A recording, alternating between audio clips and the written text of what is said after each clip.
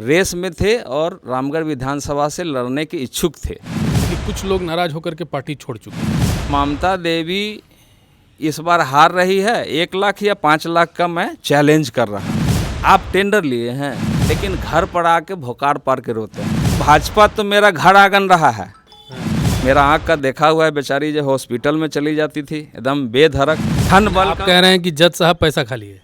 30-35 हज़ार जो वोट है बीजेपी का, इस बार आजसू की तरफ कन्वर्ट होगा। बता दे रहे हैं आप कौन। जयराम क्यों सपोर्ट करेगा? वो अपना दुकानदारी अपना अलग का किए हुआ है। उस कांग्रेस पार्टी का एक अपना जनाधार है। जयराम महतो फैक्टर है या नहीं? नहीं, जीत का आशीर्वाद दिया और आपका हृदय पिघल गया। आजसू पार्टी का अभी कुछ दिनों पहले मीटिंग हुआ था। अच्छा, ये हरिराम नाई कौन है? हर पार्टी में हरिनाम नहीं रहता है, तो उन्होंने बताया। बोला भी था, बोला कि हम लोग दारू कैसे पिएंगे, मुर्गा कैसे खाएंगे।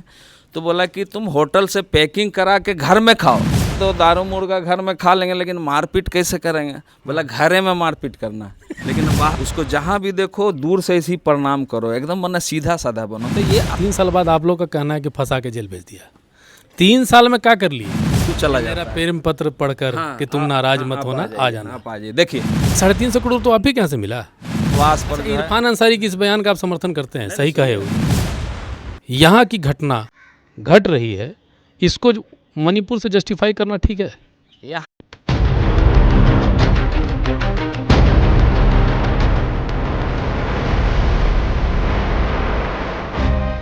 झारखंड में चुनाव होने वाले हैं और सभी लोग अपने अपने दावे ठोक रहे थे। अब लगभग सारे जितने भी पार्टी हैं सब ने अपने टिकट वितरण कर दिया। लेकिन इसी बीच सभी जगह से नाराज़गी की खबर आती रही। हम अभी रामगढ़ विधानसभा में हैं। रामगढ़ विधानसभा में कांग्रेस पार्टी की ओर से भी ममता देवी को टिकट दिया गया है।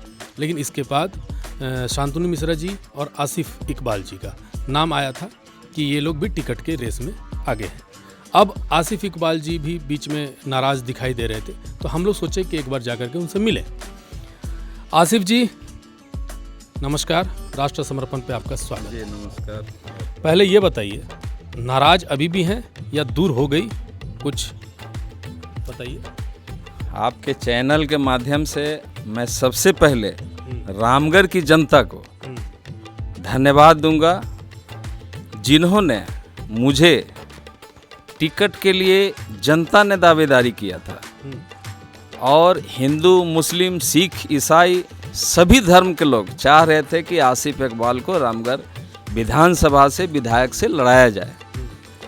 और मैं सबको दिल से धन्यवाद दूंगा कि उन लोगों ने प्रदेश अध्यक्ष केशव महतो कमलेश जी के पास भी टिकट की दावेदारी किया। उन लोगों ने सैकड़ों की संख्या में जाकर, और विधायक दल के नेता रामेश्वर उरांव जी के पास भी जाके रांची भी गए। वो लोग, रामगढ़ की जनता ने डिमांड किया आसिफ इकबाल को टिकट दिया जाए। लेकिन ये दावेदारों में बहुत सारे लोग थे। हमारे शांतनु भाई थे, शहजादा अनवर जी थे बड़े भाई, प्रीति दीवान थी, ममता देवी जी थी जिनको टिकट मिला है, और चितरंजन चौधरी जी थे। ऐसे में बहुत सारे दावेदार थे जो रेस में थे और रामगढ़ विधानसभा से लड़ने के इच्छुक थे। लेकिन ये पार्टी ने, हमारे प्रदेश नेतृत्व ने ममता देवी को टिकट दिया, हमारे केंद्रीय नेतृत्व ने ममता देवी को टिकट दिया। अब जो आला कमान का आदेश है, जो उनका फैसला है, मैं उससे सहमत हूँ और मुझे ऐसा कोई विरोध मतलब नहीं। कुल मिला के अब नाराजगी दूर है। हाँ, चूँकि आला कमान का जो आदेश हुआ, कांग्रेस पार्टी के जो आला कमान का, हम लोग राहुल गांधी के सच्चे सिपाही हैं। अगली बार इंशाअल्लाह, अगली बार हो सकता है मुझे टिकट मिले। अच्छा। तो अभी जैसे जिस तरीके का माहौल बना आपके फेवर में, सब जगह चर्चाएं हो रही थी कि भाई ये ज़बरदस्त रेस में दौड़े जा रहे हैं। सबको लगने भी लगा अचानक से ये सब टिकट इधर आ जाएगा। तो अब आपको क्या लग रहा है कि जो कांग्रेस है रामगढ़ में, इसकी क्या स्थिति है? क्योंकि कुछ लोग नाराज़ होकर के पार्टी छोड़ चुके हैं, ये आपको ही पता होगा। तो ऐसे में आपके अंदरूनी पार्टी के अंदरूनी कलहों को कैसे शांत करेंगे और कैसे इसको जीत में कन्वर्ट करेंगे आप? क्या रणनीति है? देखिए, सभी लोग एक मंच पर आ जाएंगे और लगभग आ ही गए हैं। और रहा सवाल कि आप जिनका नाम ले रहे हैं कि वो पार्टी छोड़ रहे हैं, तो मुझे नहीं लगता है वो भी पार्टी नहीं छोड़ेंगे। जिसका नाम आप बता रहे हैं, अंदर से मैं भी बोल रहा हूँ, मेरी भी बात हुई है उनसे, वो पार्टी नहीं छोड़ रहे हैं। और कल मैंने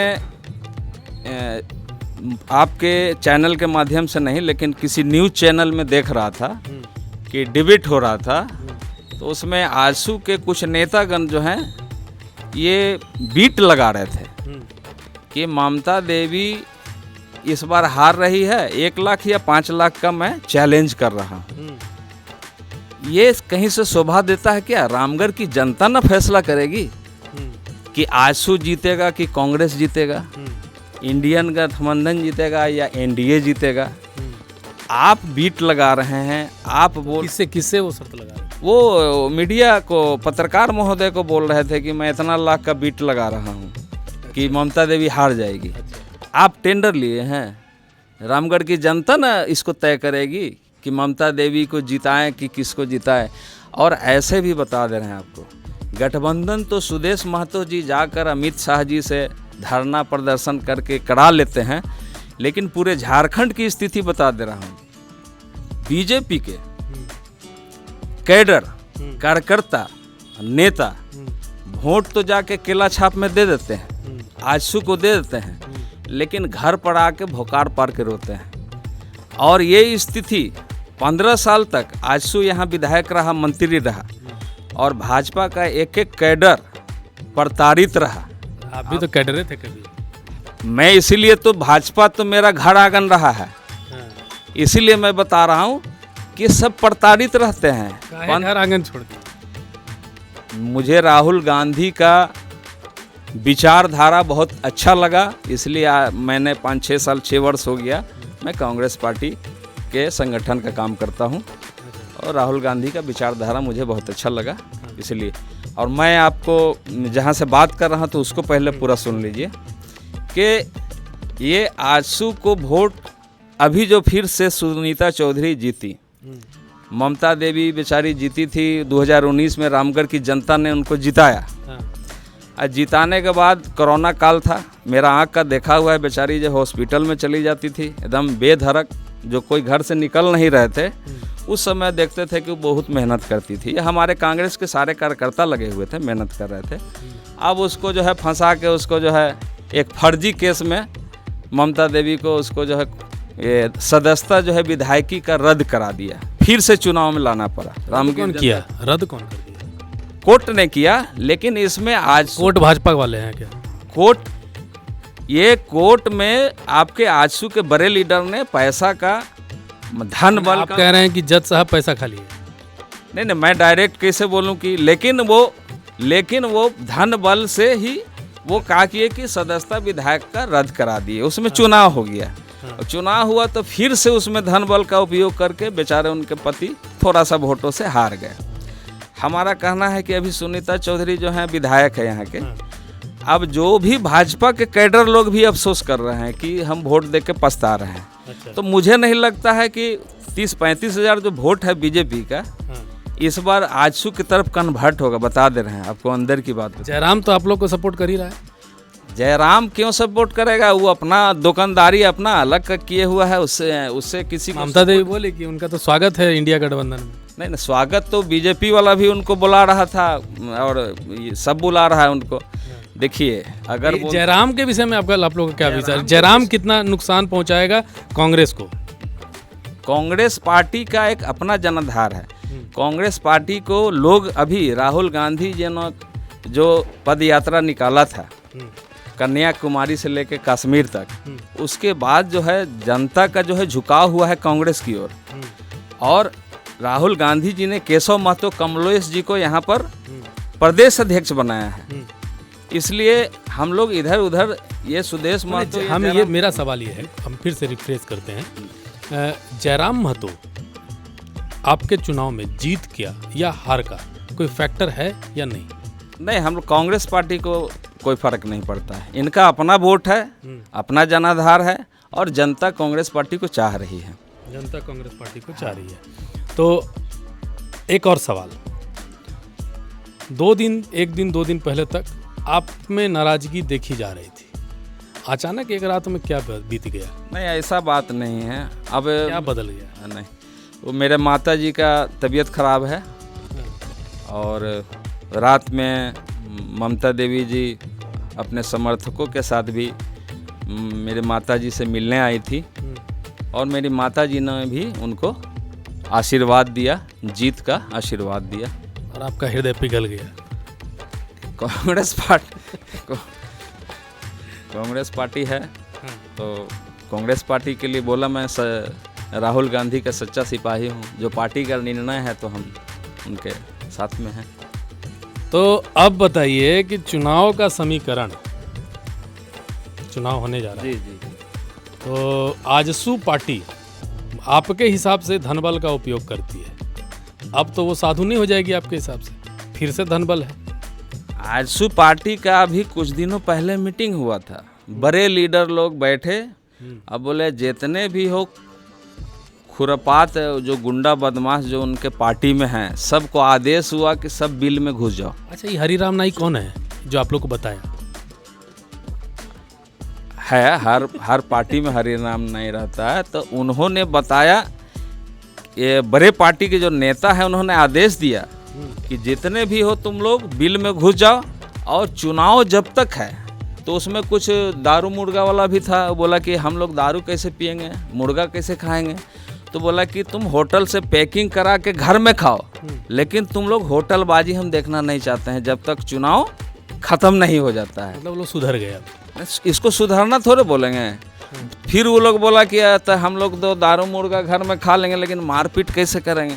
बोला घरे में मारपीट करना, लेकिन बाहर नहीं। जनता के बीच तुम लोग को नहीं दिखना चाहिए, और ख़ास करके जो बीजेपी के कैडर हैं और जो कार्यकर्ता हैं, उसको जहाँ भी देखो दूर से इसी प्रणाम करो, एकदम वरना सीधा साधा बनो। तो ये आजसू का चलन है कि समय पर चुनाव के समय एकदम सीधा हो जाता है। ये 15-20 साल तक जो है रामगढ़ की जनता, ये झारखंड की जनता ने देखा है कि आजसू का क्या गुंडागर्दी है। ये 3 साल आपके विधायक रहे, 3 साल बाद आप लोग का कहना है कि फंसा के जेल भेज दिया। 3 साल में क्या कर लिए? 3 साल में आप भी जानते हैं कि 2 साल जो है कोरोना काल रहा, जो एक आदमी भी घर से नहीं निकल रहा था, लेकिन उसमें भी देखा मैंने, आपने भी देखा कि ममता देवी हॉस्पिटल में डायरेक्ट घुस जाती थी। हाँ, सिलाई मशीन से सिलाई करके मास्क सबको पब्लिक में, और जितना बन पड़ा बेचारी की है। हम लोगों ने सब मिलजुल के हम लोगों ने किया, तो ऐसा नहीं है। उसके बाद तो उसको फिर फंसा के जेले भेज दिया। 2 साल ही कोरोना रहा, फिर 1 साल बचा। 1 साल में क्या हुआ? 1 साल में ऐसा बात नहीं है, काम हुआ है। जैसे मैं बहुत सारा देखा मैंने कि रोड का काम, पुल का काम, शेड निर्माण, यहीं पर देखा मैंने, कब्रिस्तान का भी शेड निर्माण, शमशान घाट में आपको थाना चौक जो है घाट है, वो शमशान घाट है, उसमें भी उन्होंने काम कराया, डीसी साहब से पैरवी करके कराया, सब मेरा आँख से देखा हुआ। अच्छा, आप अगर मान लीजिए आपको टिकट मिलता तो आप प्रत्याशी होते और आप राज्य सरकार के विषयों को भी उठाते, आप इसका मतलब आप रिसर्च भी किए होंगे।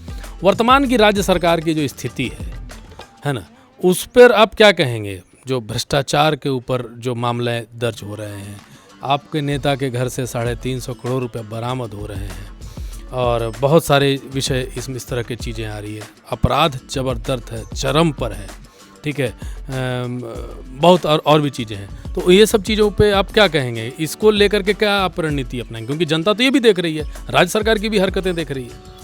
जनता ये भी देख रही है कि अजीत पवार 70,000 करोड़ का घोटाला कर रही है।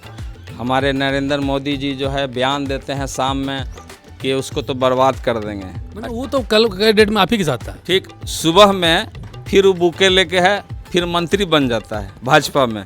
तो वॉशिंग मशीन का जो पाउडर जो है, वॉशिंग मशीन जिसमें धूल के साफ हो जाते हैं, वो तो बीजेपी है। अब रहा सवाल झारखंड सरकार का, माने वो गंदे थे, ऐसा आपका कहना है? अजीत पवार, आप चैनल में हम लोगों ने देखा सारा चीज। वो आपके साथ कैसे थे? सवाल ये भी है साहब। साथ में थे, कैसे थे, तो साथ में थे तो साथ से हटा दिया गया उसको। भाजपा वाले ने तुरंत उनको ये कर लिया। हटाया कहाँ, वो तो खुद ही आए। हाँ, नहीं, उनका एक भाजपा तो आरोप लगा रही थी। भाजपा वाला डायरेक्ट नहीं बुलाता है किसी को कि आइए मेरे पार्टी में शामिल हो जाइए। जिस पर भ्रष्टाचार रहता है उसके यहाँ ईडी वाला को भेज देते हैं, मतलब वो लेटर हो गया, लव लेटर, आप आ जाइए। उस शाम तक फिर वो चला जाता है। प्रेम पत्र पढ़कर कि तुम नाराज मत होना, आ जाना, आप आ जाइए। देखिए, आप बोला ना कि झारखंड का स्थिति बता रहे थे आप, तो झारखंड में हेमंत सोरेन जी क्या बोले, गलत बोले कि मेरा झारखंड का पैसा है, कई लाख करोड़ रुपया है केंद्र सरकार के पास, आप वो पैसा दे दीजिएगा तो यहाँ का बेरोजगारी खत्म हो जाएगा, भ्रष्टाचार खत्म हो जाएगा, अपराध खत्म हो जाएगा, लोगों पे अपराध खत्म। हमको नहीं, बांग्लादेशी घुसपैठिए भाग जाएंगे, ये मतलब ऐसा है क्या, वहाँ से पैसा आएगा तो ये सब चीज़ें हो जाएंगी? आप बोलने तो दीजिए हमको।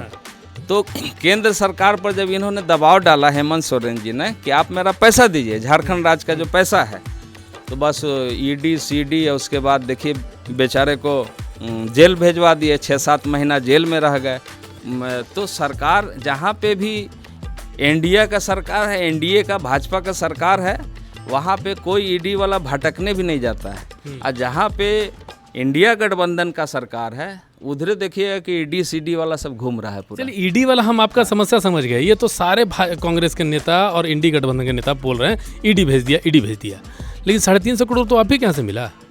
उनके कांग्रेस के नेता, उनके यहाँ से नहीं मिला, वो उनका पीए का भी पीए वो नौकर है उनके यहाँ, वो क्या है वो तो सच्चाई, जब तक उसका सुपरविजन चल रहा है, सच्चाई क्या है वो तो अब तो कोर्ट बताएगा।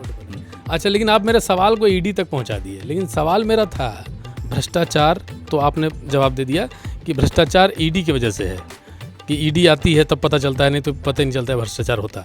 अपराध जो है महिलाओं के ऊपर, इस पर आप क्या कहेंगे? अपराधी जो घटनाएं लगातार इजाफा हो रही। इरफान अंसारी ने जो एक शब्द खाली कहा, वो रिजेक्टेड माल वाला, तो वो कोई किसी पर पर्सनली नहीं बोले थे वो। तो फिर किसको बोल रहे थे वो बोले कि जितना भी भ्रष्टाचारी लोग हैं उसको ही ये कर लेते हैं, हाईजेक कर लेते हैं। अच्छा। तो उस पर वो बोल रहे थे, तो उसमें घुमा के वो लोग, कल महिला मोर्चा लोगों का भी देखा मैंने कि उनके आवास पर जो है। इरफान अंसारी की इस बयान का आप समर्थन करते हैं? सही कहे वो? सुनिए ना, वो सीता सोरेन के खिलाफ नहीं बोले हैं, ये 100% है, ठीक ना।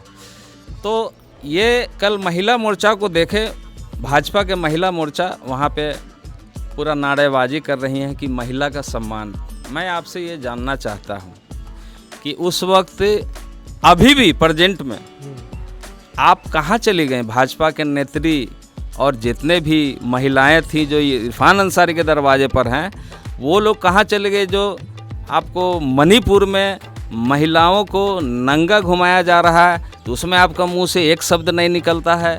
ना आपके वरिष्ठ नेता जो हैं, ना मोदी जी गए, ना अमित शाह गए, ना भाजपा अमित शाह तो गए, भाजपा के नेत्री के मुंह से एक जबान नहीं निकला। क्या वो महिलाएं आपके घर की नहीं हैं? वो जो सेना में कर्नल था उसकी पत्नी को भी घुमाया गया, नंगा करके परेड कराया गया। तो क्या ये गलत है? ये गलत, हम भी मानेंगे आपका बात, लेकिन यहाँ की घटना घट रही है, इसको मणिपुर से जस्टिफाई करना ठीक है? यहाँ पे कोई घटना घटी ही नहीं है। यहाँ हम लोगों का आंकड़ा है, ये पुलिस का आंकड़ा है, सरकारी आंकड़ा है, प्रतिदिन 4-5 महिलाओं का बलात्कार होता है, ये आंकड़ा करता है एवरेज में नहीं, झारखंड में।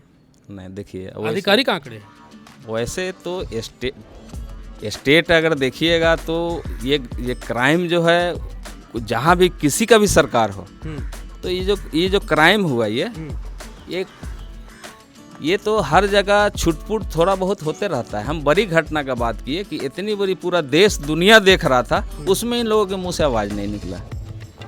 तो अब हम लोग आगे बढ़ते हैं। इनका कहना है कि मणिपुर की घटना को पे ध्यान देना चाहिए था, और बहुत सारे विषय तो आप लोगों ने सुना होगा। क्या आपको लग रहा है? तो कुल मिला के फिर से आते हैं हम लोग रामगढ़ पे। तो रामगढ़ में अब आपको क्या लगता है, किस हिसाब से, कैसी आप लोग जीत दर्ज कर रहे हैं, जीत का दावा कर रहे हैं? कितना बड़ा जीत का दावा कर रहे हैं? जीत सुनिश्चित है, कांग्रेस पार्टी जीतेगी। और अच्छे वोट से जीतेगी। जनता का जो रुझान चल रहा है वो जनता का रुझान से ही पता चल जाता है। आप लोग भी, और थोड़ा सा भी छठ और दिवाली है, इसके बाद जो है साफ हो जाएगा पिक्चर, पूरे झारखंड का साफ हो जाएगा। झारखंड का साफ हो जाएगा पिक्चर। अब देखते हैं। तो ये थे आसिफ भाई जो खुल करके अपनी बातें यहाँ रखे। कुछ दिन नहीं, 1-2 दिन पहले नाराज़ थे। कल मैडम आई थी, भेंट मुलाकात हुआ, नाराज़गी दूर हो गई। अब सब कुछ शांति है और अब कहीं पे भी कोई नाराज़गी नहीं है। अब देखना यह है कि रामगढ़ का जो चुनाव है उसमें कांग्रेस के जो अन्य प्रतिद्वंदी हैं या कांग्रेस के अंदर में जो कलह है वो कैसे पाट पाती है, आजसू क्या करती है, जयराम कितना बड़ा फैक्टर बनता है, ये तो 23 तारीख को ही पता चलेगा। अभी तक के लिए इतना ही। राष्ट्र समर्पण से रितेश कश्यप, नमस्कार।